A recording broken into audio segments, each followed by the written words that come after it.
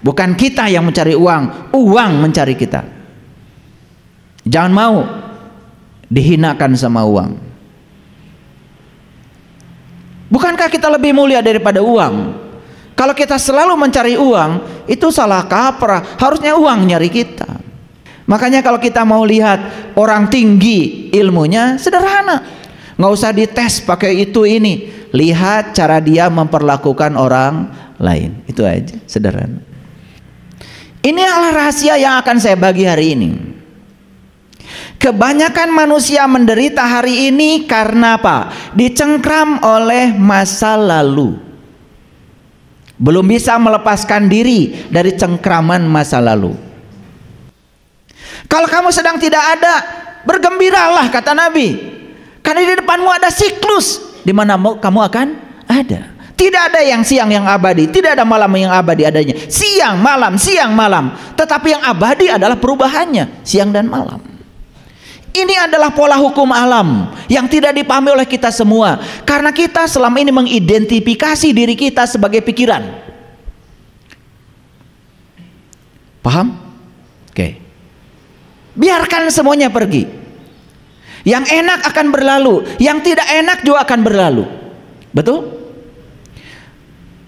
Orang yang baik akan berlalu, orang yang buruk akan berlalu. Apa yang tidak berlalu?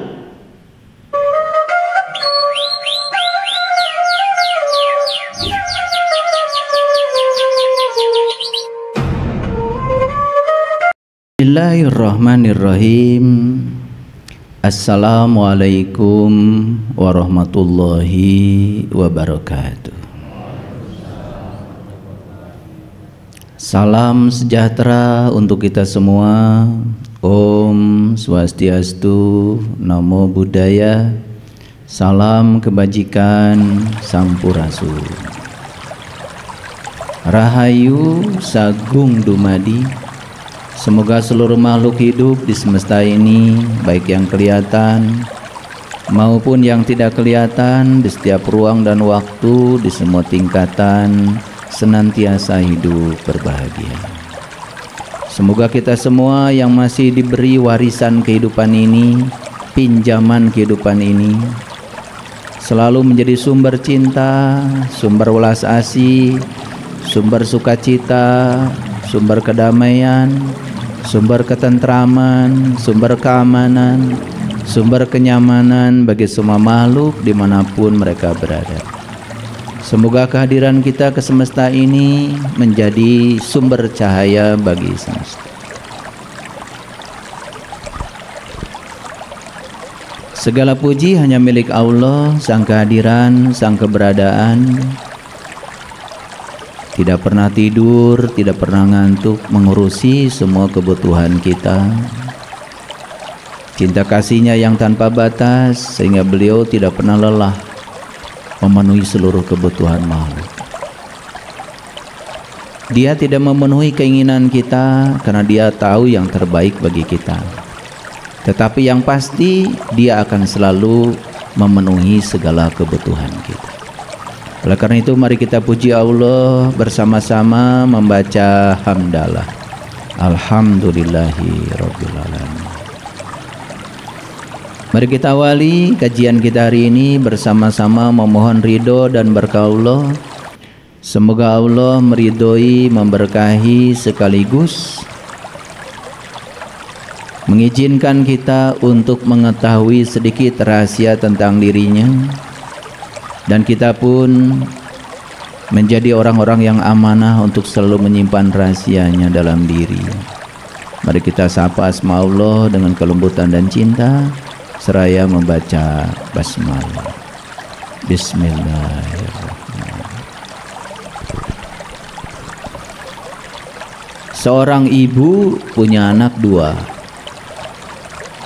Anak pertama itu tukang jualan payung, dan anak yang kedua tukang jualan es. Jadi kalau musim kemarau, ibu ini sedih karena anak yang jualan payung selalu aja dipikirkan. Payungnya nggak laku. Giliran musim hujan pun ibu ini sedih juga Karena yang dia pikirkan adalah anak yang jualan es. Esnya gak laku. Kira-kira kapan ibu ini akan bahagia? Musim kemarau memikirkan anak yang jualan payung. Musim hujan memikirkan anak yang jualan es. Kemarau sedih, hujan juga sedih. Kira-kira seperti itulah gambaran kehidupan manusia pada umumnya. Karena otaknya itu selalu disetting untuk mendapatkan yang dia ingin. Padahal sebetulnya kalau dirubah saja otaknya itu, sudut pandangnya itu, musim kemarau datang disyukuri, semoga anak yang jualan es laku sehingga bisa menolong anak yang jualan payung. Musim hujan datang disyukuri juga, semoga anak yang jualan payung laku keras sehingga bisa menolong anak yang jualan es. Dirubah saja sudut pandangnya, dari kufur menjadi syukur, dari menolak menjadi menerima, sehingga dia tidak terjebak oleh kepedihan emosinya sendiri. Saya tidak berbicara kesedihan, karena kesedihan itu terlalu kecil dari kepedihan. Kepedihan itu luas sekali. Di situ ada kemarahan, di situ ada kecemburuan, ada iri hati, tidak bisa menerima kenyataan, selalu menolak setiap realitas yang terjadi. Itulah yang menimbulkan kepedihan. Kalau kita masih seperti itu, berapapun rajinnya kita melaksanakan ritual agama, tidak akan pernah menolong kesadaran kita. Hidup kita terus diombang-ambing dalam dualitas yang tidak menentu, entah sampai kapan. Kira-kira seperti itu ya gambaran semua manusia. Makanya kajian saya hari ini saya berikan sedikit ilustrasi betapa dahsyatnya mengubah sudut pandang. Tetapi betapa menyengsarakannya kalau sudut pandang kita selalu negatif. Makanya di dunia ini saya yakin siapapun orang yang sudah menemukan kekuatan positif dalam dirinya yang bernama cinta, pasti hidupnya menakjubkan. Jadi kalau badan sakit-sakitan, ekonomi juga susah, konflik terus berkembang, hubungan sosial malah justru semakin memburuk, hubungan suami istri terganggu, hubungan dengan anak terganggu, hubungan persahabatan terganggu. Saya pastikan sebetulnya itu bukan apa-apa. Semesta sedang mengajarkan kepada kita, tolong dong ada yang dirubah dengan cara berpikirmu. Tolong dong ada yang dirubah dengan cara hidupmu. Karena semua penderitaan yang terjadi pada dirimu bukan takdir. Tidak mungkinlah Allah yang maha pengasih, maha penyayang, kemudian mentakdirkan si A itu menderita, mentakdirkan si B itu hidupnya bahagia. Kebahagiaan dan penderitaan itu bukan buatan Allah, itu buatan kita sendiri. Allah itu hanya mengikuti apa maunya kita. Makanya Allah berfirman dalam sebuah diskusi, beliau mengatakan, aku bergantung sangkaan kamu. Oleh karena itu, maka pikiran adalah penentu utama takdir kita. Jadi penentu utama takdir kita bukan Allah, karena kreator kehidupan kita adalah pikiran kita sendiri. Allah hanya mengikuti apa yang kita pikirkan, dan dia menamakan dirinya adalah Rabb al-Alamin. Jadi Rabbul Alamin itu bukan pencipta, tapi Rabbul Alamin itu adalah fasilitator, sang kehadiran, sang keberadaan. Apa yang kau cipta di pikiranmu, Allah akan mengikuti apa yang ada dalam pikiranmu sendiri. Dan selama ini, ya mohon maaf, kita terus menerus ya menyalahkan Allah. Jadi seakan-akan Allah itu pilih kasih, si A ditakdirkan seperti ini, si B ditakdirkan seperti itu. Bahkan kita percaya rezeki pun sudah diatur oleh Allah. Yang mengatur rezeki itu kita kok. Kita mau jadi orang kaya, terserah kita. Kita mau jadi orang miskin pun terserah kita. Allah akan ngikuti apa maunya kita. Dan Allah yang maha pemberi rezeki, menyediakan rezeki yang sama buat semua orang, tak terbatas bahkan, karena rekening Allah itu tak terbatas. Kita yang suka membatasi Allah. Coba, begitu ada mobil baru, keluaran terbaru, ada teman bilang, wih mobil bagus ya. Uang dari mana? Tuh, kita kan yang membatasi Allah.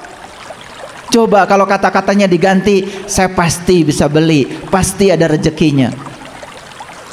Kenapa sih kita ini senang sekali membicarakan yang kita tidak suka, padahal yang tidak disukai itu tidak membuat kita bahagia, bukan? Begitu pergi ke toko sepatu, ada sepatu mahal, wih sepatu bagus, begitu dilihat, wah mahal. Seumur-umur ya kalian tidak akan pernah bisa pakai sepatu itu. Coba diganti sudut pandangnya, begitu lihat sepatu bagus, wih cocok dengan dengan kaki saya. Warna sepatunya juga cocok banget nih dengan kulit saya. Gitu, pasti kebeli. Kalau kita berpikir mahal, tidak akan kebeli. Kalau berpikir kebeli, mahal itu bukan urusan Allah. Allah tidak pernah bikin pabrik duit. Yang bikin pabrik uang itu kan manusia, namanya peruri. Betul apa tidak? Nah, yang ringan-ringan dulu seperti biasa. Kajian saya sudah langsung melesat ke atas. Karena hari ini saya akan ngasih ilmu yang luar biasa. Tetapi ilmu ini harus diamalkan ya, harus dilakukan. Jadi jangan jadi kolektor ilmu, tetapi ya kita harus menjadi pelaku dari pengamalan ilmu. Karena kalau kita terus-menerus menjadi kolektor ilmu, maka kita ini seperti bejana kosong yang menampung banyak ilmu. Buat apa? Karena pendidikan itu bukan mengisi bejana kosong, tapi pendidikan itu adalah mengobarkan cahaya kesadaran. Mungkin ilmunya tidak banyak, tetapi cahaya kesadarannya berkobar. Nah, itu baru keren. Cirinya apa? Cirinya wajahnya sumringah, ya, awet muda, senyumnya juga kelihatan ikhlas, gitu kan? Iya. Tatapan wajahnya penuh dengan persahabatan. Memperlakukan orang lain seperti dia memperlakukan dirinya sendiri. Makanya kalau kita mau lihat orang tinggi ilmunya, sederhana. Nggak usah dites pakai itu ini. Lihat cara dia memperlakukan orang lain. Itu aja, sederhana. Lihat cara dia memperlakukan pasangannya. Lihat cara dia memperlakukan anak-anaknya. Lihat cara dia memperlakukan tamunya. Gitu. Orang berkunjung ke rumah kita jam 12. Diajak ngobrol aja sampai sore. Dipamerkan semua ilmu. Padahal perutnya sudah kurubu. Ditawarin kopi enggak, ditawarin minum enggak, terus aja memamerkan ilmu seakan-akan dia ahli ilmu. Itu tidak bijaksana namanya. Kalau jam 12 jadwalnya makan, ajak makan. Kalau orang perlu beras, kasih beras. Orang perlu baju, kasih baju. Orang perlu duit, kasih duit. Orang perlu ilmu, kasih ilmu. Itu namanya keadilan. Makanya ada 5 dasar kebenaran. Yang pertama pengetahuan, yang kedua adalah cinta, yang ketiga keadilan, yang keempat adalah pengabdian, yang kelima adalah kesabaran. Kalau 5 dasar kebenaran itu sudah dikuasai dan itu diterapkan dalam kehidupan kita, saya pastikan hidup kita menakjubkan. Bukan kita yang mencari uang, uang mencari kita. Jangan mau dihinakan sama uang. Bukankah kita lebih mulia daripada uang? Kalau kita selalu mencari uang, itu salah kaprah. Harusnya uang nyari kita. Gimana caranya? Kalau ingin sukses harus malas. Ya. Jadi kalau ingin sukses harus malas. Semakin dekat kita dengan pekerjaan, semakin intim kita dengan pekerjaan, saya yakinkan duitnya semakin kecil. Gak percaya ya? Tukang tembok, dekat gak dengan sendok tembok? Dekat dengan semen? Dekat dengan batu? Dekat dengan bata? Dekat dengan abu? Coba, kerja jam 8 pagi, selesai jam 4 sore. Jeplok, jeplok, jeplok. 150.000. Mandornya sudah mulai menjauh tuh dari semen. Lebih besar lagi. Yang punya propertinya jauh banget, gak kena kebul, bahkan tidak pernah lihat semen dia itu. Duitnya banyak. Kenapa? Karena dia malas. Ngerti maksud saya? Ini ilmu tingkat tinggi nih, ilmu tingkat tinggi nih. Yang punya Facebook itu sekarang sudah ganti nama itu jadi Meta. Itu kerjanya jalan-jalan aja kemana-mana. Nyumbang sini, nyumbang sana, nyumbang sini, nyumbang sana. Lagi tidur saja rekeningnya numbuk. Betul Pak Tidak? Nah kita kan beda. Kalau kerja dapat duit, nggak kerja nggak dapat duit. Salah sendiri, tidak membangun sistem. Terlalu dekat kita dengan pekerjaan, sedikit duitnya. Coba belajar menjauh dari pekerjaan, bikin sistem. Yang sibuk di dapur tuh, di restoran, berapa sih gajinya? Yang punya restoran nggak pernah ke dapur. Betul apa tidak? Nah, jadi kalau ingin sukses harus malas. Ini ilmu tingkat tinggi ini. Tapi jangan salah ya. Dia aja dari kecil bukan begitu ya. Jadi oleh karena itu siapkan masa depan itu dengan pasti. Kapan? Di sini, saat ini, sekarang. Jangan berjudi. Membiarkan masa depan kita dalam ketidakpastian itu namanya judi. Nah itu judi yang berbahaya itu sebetulnya, membiarkan masa depan kita dalam ketidakpastian. Ya sabung ayam bahaya karena menyakiti ayam. Main kartu berbahaya, nyakitin kartu. Puk, puk, kan sakit kartu, betul nggak? Gitu. Tapi membiarkan masa depan kita dalam ketidakpastian itu jauh lebih berbahaya. Jadi jangan-jangan kita ini sangat benci kepada para penjudi. Jangan-jangan kita adalah para penjudi kelas kakap karena membiarkan masa depan kita dalam ketidakpastian. Kamu sholat, diterimakah sama Allah? Wallahu alam, judi. Kamu haji, diterima nggak? Mabrur apa tidak? Wallahu alam, judi.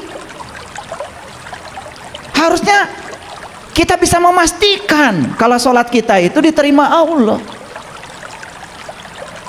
Dalam kitab Al-Hikam Ibnu Atha mengatakan, untuk tahu sholatmu diterima oleh Allah, gak usah tanya Allah, gak usah tanya malaikat.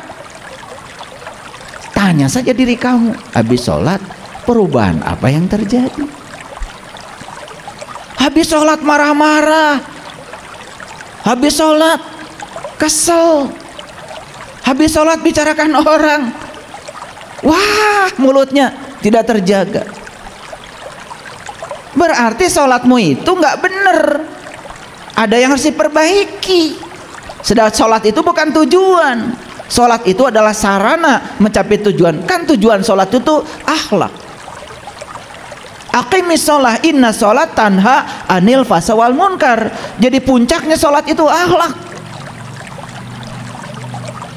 Paham? Oke. Baik, sekarang hari ini saya akan berbicara kecerdasan. Apa sih kecerdasan itu? Awas, kecerdasan tidak sama dengan kepintaran. Kalau kepintaran itu ranahnya intelektualitas. Itu dalam bahasa akademik disebut aspek kognitif. Maka di situ banyak sekali tuh ahli-ahli psikologi yang sangat terkenal, yang telah menganalisis bahwa intelektualitas manusia itu yang disebut dengan aspek kognitif itu ada 6 tingkatan. Tingkatan yang paling rendah disebut mengingat.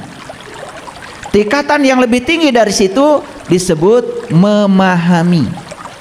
Lebih tinggi dari situ namanya menerapkan. Lebih tinggi dari situ namanya menganalisis. Lebih tinggi dari situ namanya mengevaluasi. Nah, yang paling tinggi keterampilan berpikir namanya adalah mensintesa, mencipta. Nah, itu dibangun di dunia akademik. Itu pun kalau benar gurunya ngajarnya. Kalau guru itu mendikte, guru itu suruh mencatat, membaca dan menulis, tidak mengembangkan keterampilan berpikir, ya tentu saja yang ada sekolah cuman mengingat. Makanya orang tua kan kalau nyuruh sama anak pakai bahasa Sunda, ujang nyai gerang ngapalkeun. Tuh kan. Dianggap ngapalkeun itu belajar. Menghafal itu bukan belajar itu. Menghafal itu tidak termasuk, belum masuk belajar itu. Belajar itu berpikir. Hasil proses belajar, keterampilan berpikir seseorang itu meningkat. Itu yang disebut dengan solve problem. Nah, itu aspek intelektualitas, aspek akademis.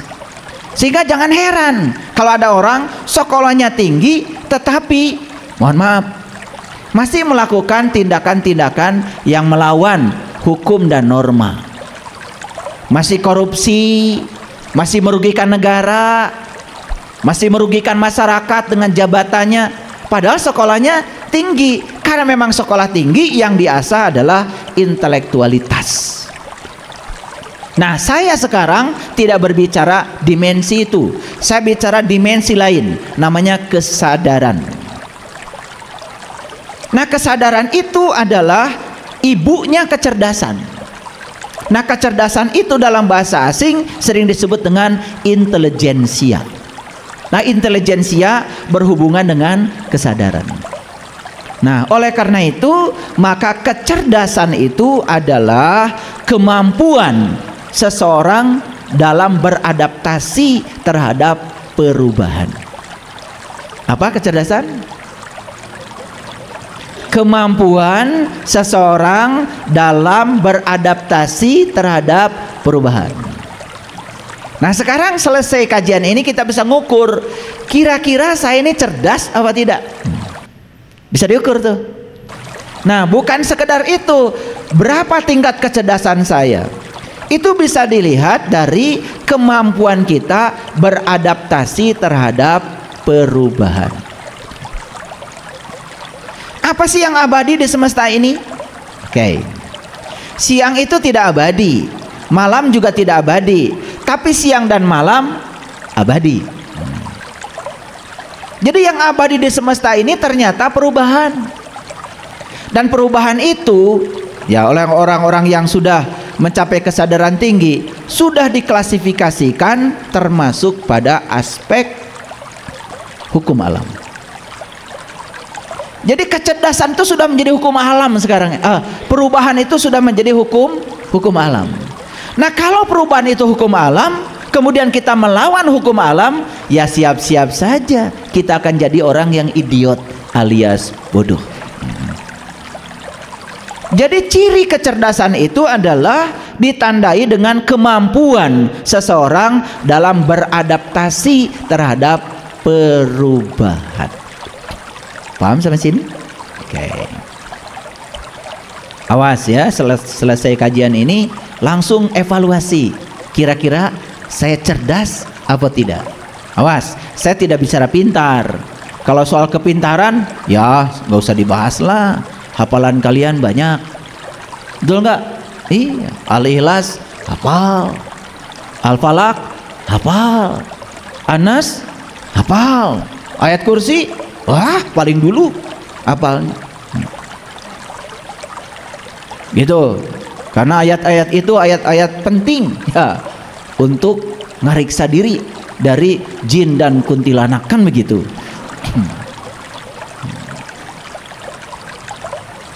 Saya tidak berbicara itu, ya, tidak bicara itu. Saya berbicara kecerdasan. Karena hafalan-hafalan kita itu nggak penting, apalagi ketika kita tidak mengerti dan bisa menerapkan apa yang kita hafal. Yang akan menolong kehidupan kita bukan hafalan, tapi kompetensi. Makanya masih ingat ya, pernah rame kan, kurikulum kita diganti dari kurikulum lama jadi kurikulum berbasis kompetensi. Karena sebetulnya yang akan menolong kehidupan kita itu adalah kompetensi. Kita punya keterampilan apa dalam hidup, itu yang paling penting. Oke, baik, kita lanjutkan. Sekarang saya masuk dulu sebuah rahasia.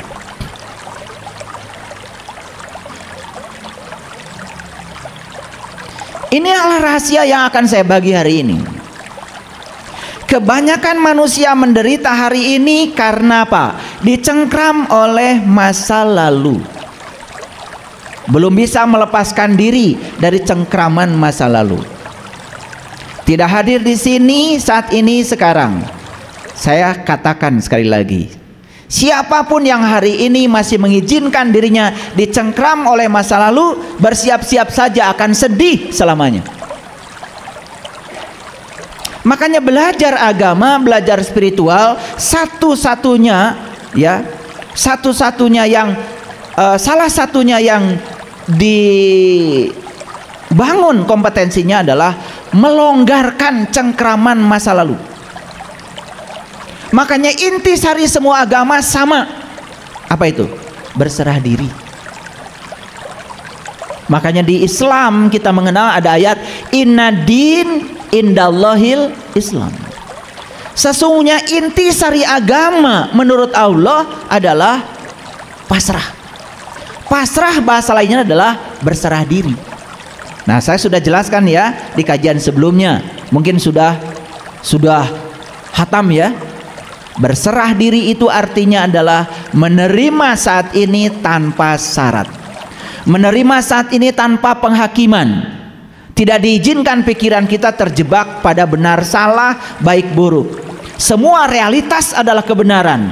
Setiap kebenaran cuma satu, terima. Terima. Ketika kita sudah mampu menerima realitas apa adanya, itulah yang disebut dengan berserah diri tanpa syarat. Ini harus dilakukan.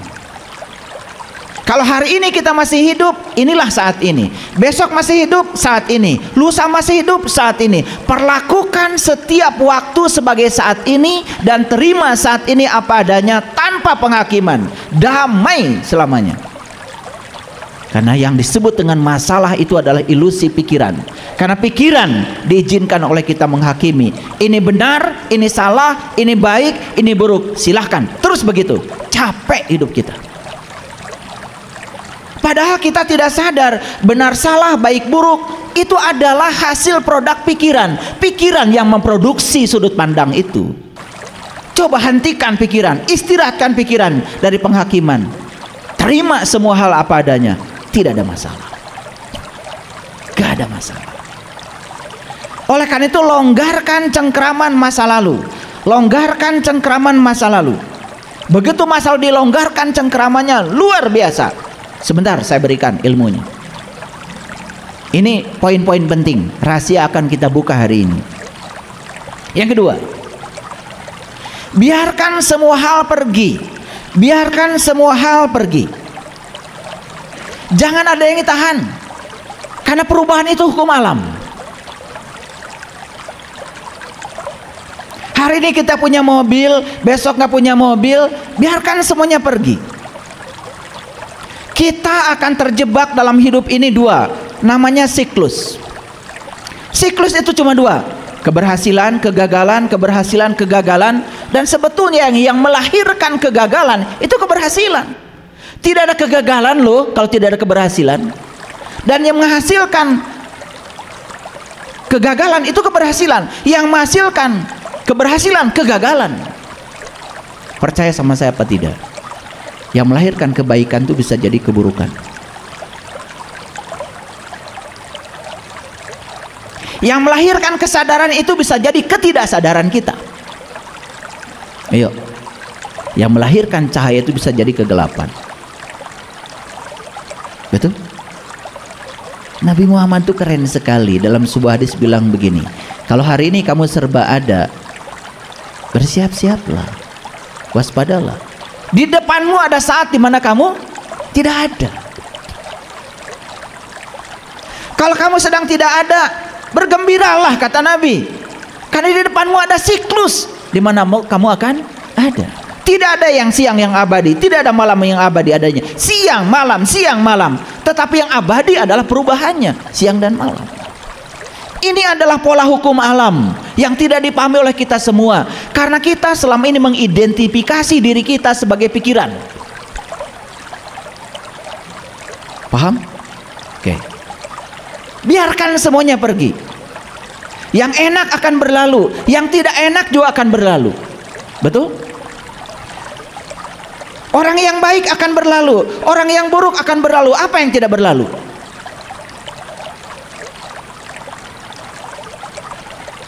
Hanya pikiran kita yang bodoh yang suka mencengkram. Karena pikiran ingin ini, tidak mau itu, capek jadinya. Padahal semua itu akan berlalu. Biarkan semuanya berlalu. Hari ini bulan madu, besok bertengkar. Biarkan semua berlalu. Bulan madu akan berlalu, pertengkaran juga akan berlalu. Lewati semuanya. Karena hidup adalah latihan untuk bisa menerima yang kita tidak ingin dan melepaskan yang kita ingin. Itu hidup. Jadi kalau kita kenal dengan tarian semesta, kita kenal dengan cara semesta bekerja, sebetulnya gak ada masalah dalam hidup. Asik-asik saja. Jadi yang saya bagikan ini adalah pengalaman saya, karena saya pernah di titik itu. Senang ke sini, tidak senang ke sini. Menerima yang ini, menendang yang itu, menendang mencengkram, menendang mencengkram. Saya bertanya pada diri saya, kok saya nggak bahagia-bahagia ya begitu? Kemudian saya belajar, terus belajar. Oh, ini kunci-kuncinya, sesederhana ini. Longgarkan cengkraman masa lalu. 2, biarkan semua hal pergi. Jangan ada yang ditahan. Karena perubahan adalah hukum alam. Masa mudamu telah pergi. Sudah, jangan pengen muda terus. Melawan hukum alam. Nikmati aja sekarang. Di masa tua ini kalian bisa melakukan apa? Hidup itu di sini, saat ini, sekarang. Gigi yang dulu utuh bisa makan kacang keras-keras sudah pergi. Sudah, jangan terus-menerus memikirkan yang sudah pergi. Nikmati aja gigi berapa lagi sekarang. Ya sudah, jangan makan kacang karena masih banyak yang bisa kita makan. Betul nggak? Kan otak kita karena senangnya kacang selalu memikirkan gigi yang dulu. Sekarang giginya sudah nggak ada. Biarkan pergi. Sekarang sadari gigimu tinggal berapa. Apa tidak ada makanan lain penggantinya? Ada. Ubi, tahu. Emang tahu bukan kacang? Tahu itu kacang yang sudah digiling, kan kacang-kacang juga. Cuman pikiran inginnya yang keras, tidak mau yang lembut. Kan pikiran yang memainkan kita. Ngerti nggak? Mahal ini kajian. Kan sesederhana itu sebetulnya. Nah, kita ini selalu ingin bahagia, ingin bahagia, ingin bahagia. Lalu bahagia yang dimaksud itu adalah mendapatkan yang kita ingin. Padahal yang kita ingin tidak akan lama, pasti pergi. Betul nggak? Nih saya kasih tahu, Ada nggak yang punya mobil dari dulu itu aja mobilnya? Ada? Mungkin ganti mobil baru atau pergi. Ya nggak apa-apa. Ngapain mikirin yang pergi? Kalau ada yang mau pergi, pergilah. Jangan ditahan oleh kita. Karena perubahan adalah hukum alam. Clear sampai sini? Oke. Ini nanti kalau sudah saya kasih rahasianya, kalian akan punya kemampuan beradaptasi terhadap perubahan. Jadi tidak ada penolakan lagi. Betul? Iya. Ini wajah-wajah yang menua ini, masalahnya cuman selalu terpikat sama memori. Yang dibicarakan itu, oh dulu waktu saya sedang menjabat, dulu. Kan sekarang kamu sudah tidak menjabat lagi. Itu sudah lewat hidupmu saat ini. Betul? Makanya orang yang selalu terpikat dengan masa lalu, dia akan kehilangan berkahnya hari ini.